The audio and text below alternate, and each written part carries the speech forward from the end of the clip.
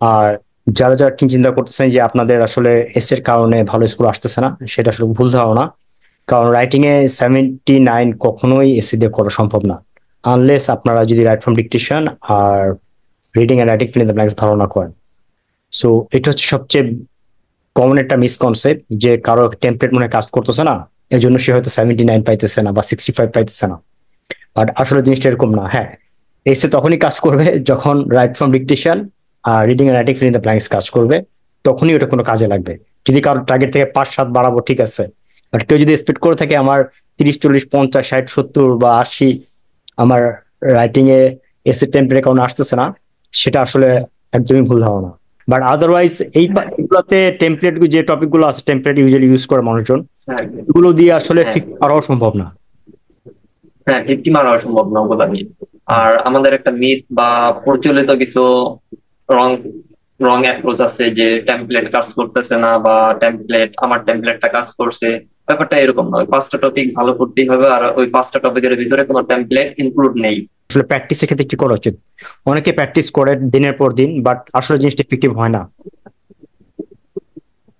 হ্যাঁ, আসলে অনেকে রং অ্যাপ্রোচ বা প্রোডাক্টিভ ওয়েতে প্র্যাকটিস করে না, দ্যাটস ওয়াই তারা ভালো করতে পারে না। দিন শেষে দেখা গেল যে অন্য অন্য যে মডেল গুলো আছে সেগুলো প্র্যাকটিস করে ওই 5টা বাদে, আর ওগুলা চেষ্টা করে ফুল একুরেসি আনার।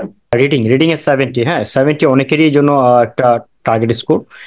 এখানে 70 পাওয়ার জন্য শুধু রিডিং এর উপর রিলাই করলে হবে না। মানুষজন বুঝে না যে সে রিডিং এ ভালো করছে, অথচ তার স্কোর কেন আসতেছে না। কারণ রিডিং এর স্কোর ডিপেন্ড করছে রিডারের উপর অনেক কিছু। হাইলাইট ইনকারেক্ট, হাইলাইট হ্যাঁ, ইনকারেক্ট 30 থেকে 35 মার্ক। হুম। সো হাইলাইট ইনকারেক্ট ওয়ার্ডও কিছুটা কন্ট্রিবিউট করে। সো এই জিনিসগুলো যদি তারা ইগনোর করে চলে হ্যাঁ যায়, দেন তার রিডিং স্কোরটা আসলে এমনি ভালো আসবে না। Even though reading fill in the blanks এবং reading and writing fill in the blanks সে ভালো করতেছে, স্টিল সামহাও সে রিডার থেকে ভালো করতেই হবে। হ্যাঁ, রিডার লোক থেকে ভালো করতেই হবে, আদারওয়াইজ এছাড়া আদারওয়াইজ পসিবল। 70 পার হওয়া অনেক টাফ হয়ে যাবে। সো আমার সাথে আছে তানভীর, আর তানভীর রিসেন্টলি পরীক্ষা দিচ্ছে, সো ওর এক্সপিরিয়েন্স এখানে শেয়ার করবে। আর পরীক্ষা হচ্ছে দিছো 21 অক্টোবর 2024-এ, 2:30-এ। ওকে। সো এখানে বেশ কিছু জিনিস আমরা আলোচনা করব। এর মধ্যে মেইনলি আমরা আজকে রাইটিং পার্টটা নিয়ে আলোচনা করব। আর ওভারঅল এক্সপিরিয়েন্স যদি কিছু শেয়ার করতে চাও। অনেকের টার্গেটের স্কোর থাকে 79, দেখা যায় সব মডিউলে আসলেও রাইটিং অনেক সময় আসে না, সেক্ষেত্রে অনেক সমস্যায় পড়তে হয়। সেজন্য আমি চিন্তা করেছি রাইটিং আর রিডিং এ যাতে একটু ভালো স্কোর থাকে, কারণ সবাই রাইটিং আর রিডিং এই দিন শেষে খারাপ করে। সেই জন্য আমি রাইটিং আর রিডিং এই মূলত মূল ফোকাস দিয়েছিলাম, এবং ইনশাল্লাহ আমার রাইটিং স্কোর অনেক ভালো এসেছে আমার অ্যাসপেক্টেড স্কোর থেকে। ওকে, আমরা তাহলে রাইটিংটা নিয়ে আলোচনা করি। হ্যাঁ, সো ফার্স্ট অফ অল আমি রাইটিং এ হ্যাঁ যাওয়ার আগে সবার কাছে ক্লিয়ার করে নিই, আজকে আমরা এসেটা নিয়ে আলোচনা করব এবং এসেটা কিভাবে ওয়ার্কআউট হয়। আর যারা যারা চিন্তা করতেছেন যে আপনাদের আসলে এস এর কারণে ভালো স্কোর আসতেছে না, সেটা আসলে ভুল ধারণা। কারণ রাইটিং এ 79 কখনোই এসি দিয়ে করা সম্ভব না, আনলেস আপনারা যদি রাইট ফ্রম ডিকটেশন আর reading and writing fill in the blanks ভালো না করেন।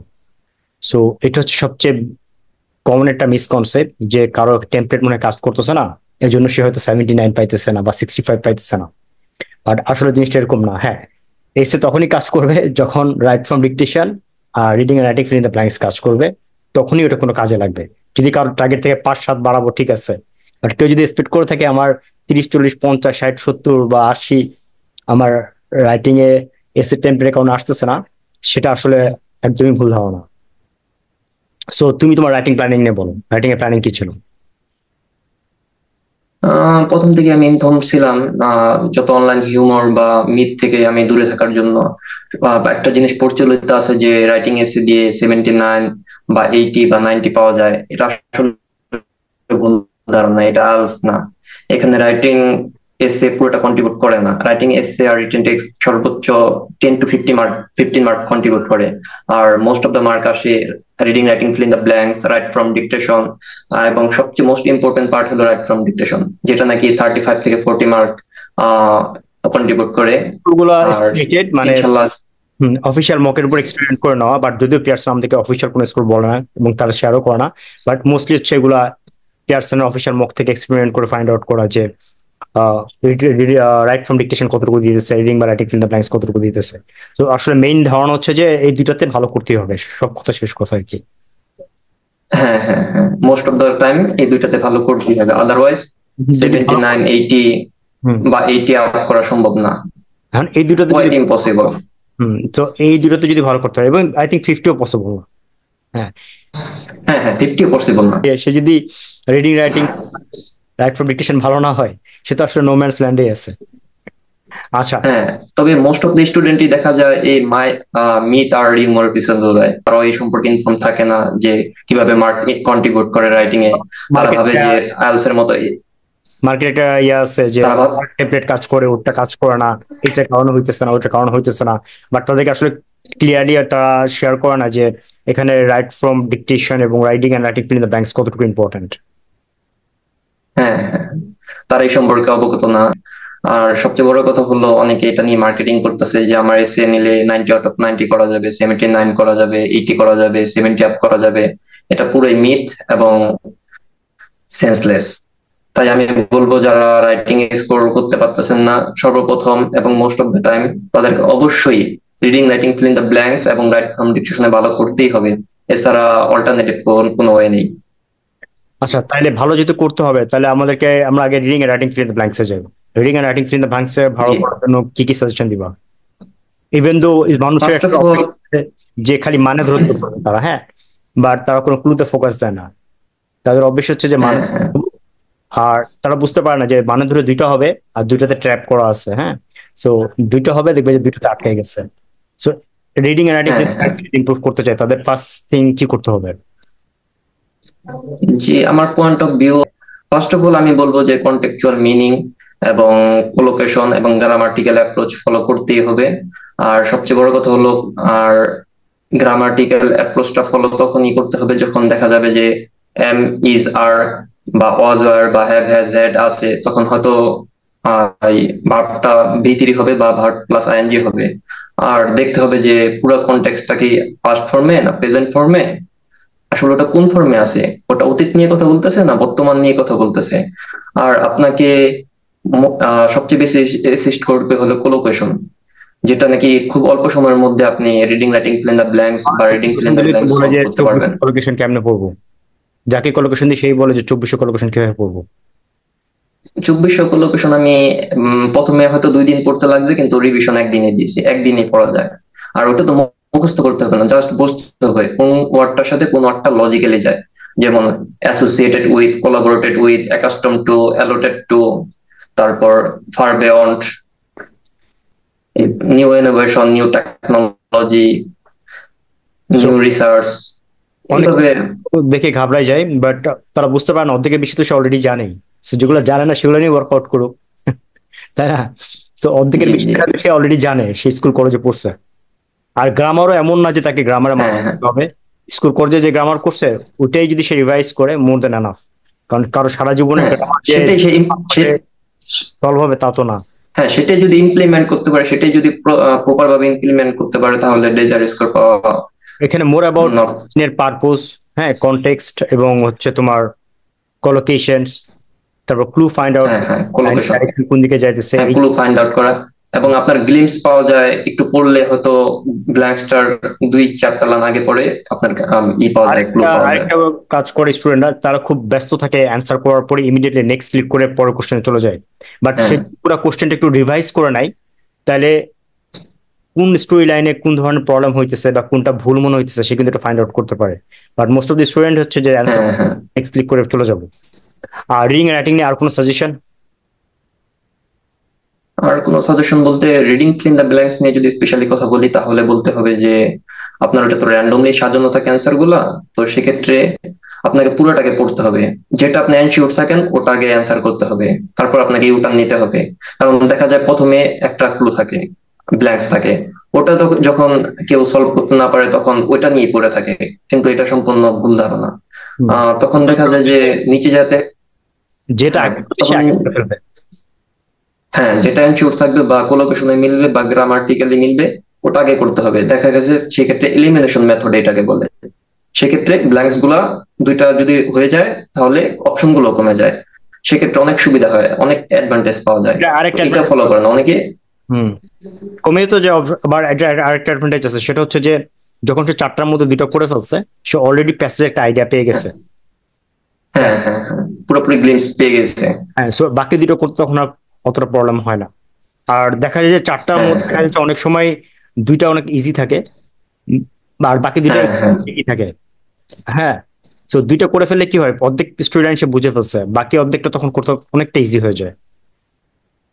হ্যাঁ হ্যাঁ, তখন আইডিয়া পাওয়া যায়, পুরো কন্টেক্সচুয়াল মিনিংটা বোঝা যায়, আইডিয়া পাওয়া যায়, প্রপার আইডিয়া পাওয়া যায়, এবং অপশনও কমে যায়, মানে পরের দুইটা করা যায়। আর তোমার রিডিং এন্ড রাইটিং এবং রাইট ফ্রম ডিকটেশন, এই দুটো হচ্ছে যে মেইনলি রাইটিং এ খুব ভালোভাবে কন্ট্রিবিউট করে স্কোরটা।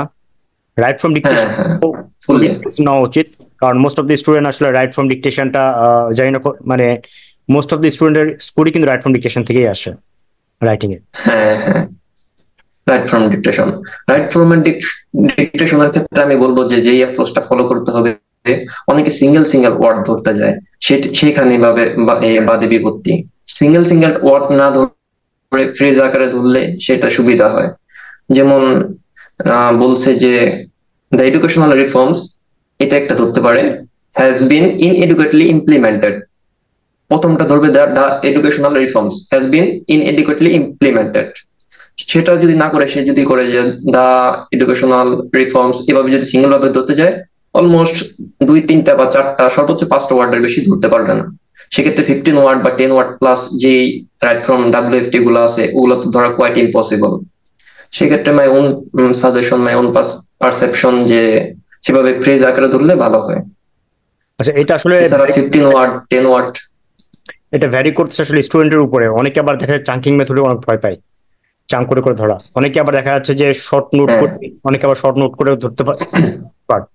আবার অনেকে হ্যাঁ, আছে যে আরেকটা যেটা করতে হবে, যে খাতায় শর্ট নোট করে নিতে হবে, মানে পুরোটা লেখার দরকার নাই।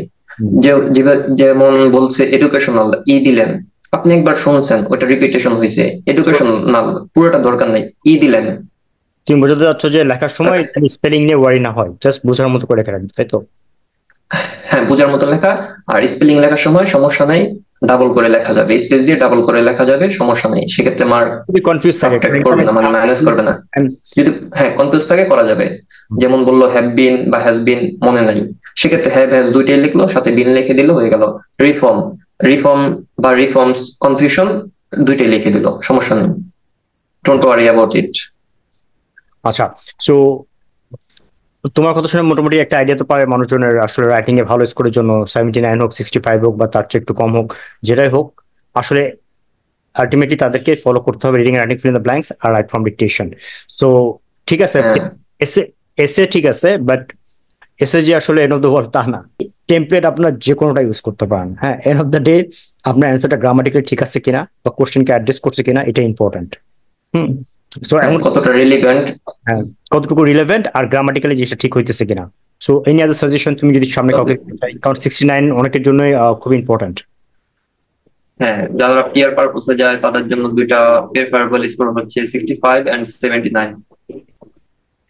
আর এমনি আর তাদেরকে ওরাও যদি ইমপ্রুভ করতে চায় পিটি, যারা ধরো 60 টার্গেট বা 58 বা 65 টার্গেট, বা যাদের 50 টার্গেট, ইভেন অনেকের ব্যাচেলারের জন্য, তাদের আসলে সাজেশনটা কি হওয়া উচিত? in my point of view and is my main perception is that চার পাঁচটা মেইন টপিকের উপরে ফোকাস রাখতেই হবে এবং ওগুলা ভালো করতেই হবে, otherwise nightmare for desire score. হ্যাঁ, আর ডিসক্রাইব যেমন আমি লেকচার যদি রাইট এসে আমি এগুলো যদি লাগবে। আমি যদি সাবস্টেন্সিয়াল বা সিগনিফিকেন্ট করতে চাই, তাহলে ফার্স্ট অফ অল বলতে হবে read aloud, repeat sentence, reading writing fill in the blanks, reading fill in the blanks and write from dictation. এগুলাই ভালো করার অল্টারনেটিভ, এগুলাই ভালো ভালো করা ছাড়া অল্টারনেটিভ কিচ্ছু নেই, এগুলাই ভালো করতেই হবে। তাছাড়া কিছু কিছু মডিউল আছে যেগুলো লিটল বিট কন্ট্রিবিউট করে, সেগুলা হচ্ছে retell lecture, describe image, reorder paragraph, summarize spoken text, summarize written text, essay, listening fill in the blanks.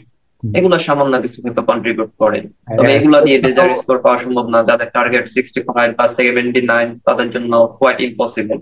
হুম কারণ ওগুলো তো ভালো করতে হবে। যদি ওগুলো ভালো হয় দেন এগুলো হচ্ছে কাজের, তাই না? এগুলো তো ভালো করতে হবে, বাট এটা তখনই কাজে হ্যাঁ লাগে যদি ওই পাঁচটা কাজ করে। হ্যাঁ, ওই পাঁচটা প্রপারলি কাজ করে, হ্যাঁ, তাই আদারওয়াইজ এখান 65 বা থেকে 79 শেয়ার করে পসিবল না। ওখানে মার্ক বাড়ানো যায়। বাট আদারওয়াইজ হ্যাঁ এইগুলোতে টেমপ্লেট যে টপিক গুলো আছে, টেমপ্লেট ইউজুয়ালি ইউজ করে মানুষজন, হ্যাঁ এগুলো দিয়ে আসলে হ্যাঁ 50 পাওয়া সম্ভব না। হ্যাঁ, 50 মারা সম্ভব না ওগুলা নিয়ে। আর আমাদের একটা মিথ বা প্রচলিত কিছু রং রং অ্যাপ্রোচ আছে যে টেমপ্লেট কাজ করতেছে না, বা আমার টেমপ্লেটটা কাজ করছে। ব্যাপারটা এরকম নয়, 5টা টপিক ভালো করতেই হবে, আর ওই 5টা টপিকের ভিতরে কোনো টেমপ্লেট ইনক্লুড নেই।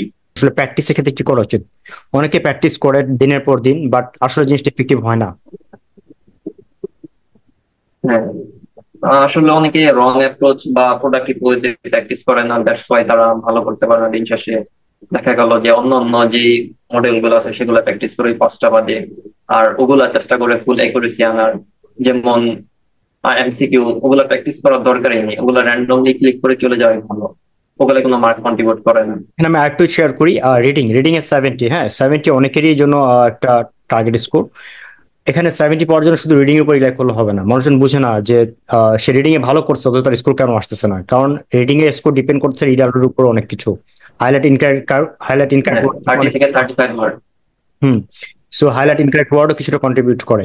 সো এই জিনিসগুলো যদি তারা ইগনোর করে চলে হ্যাঁ যায়, দেন তার রিডিং স্কোরটা আসলে এমনি ভালো আসবে না। Even though reading fill in the blanks এবং reading and writing fill in the blanks সে ভালো করতেছে, স্টিল সামহাও সে রিডার থেকে ভালো করতেই হবে।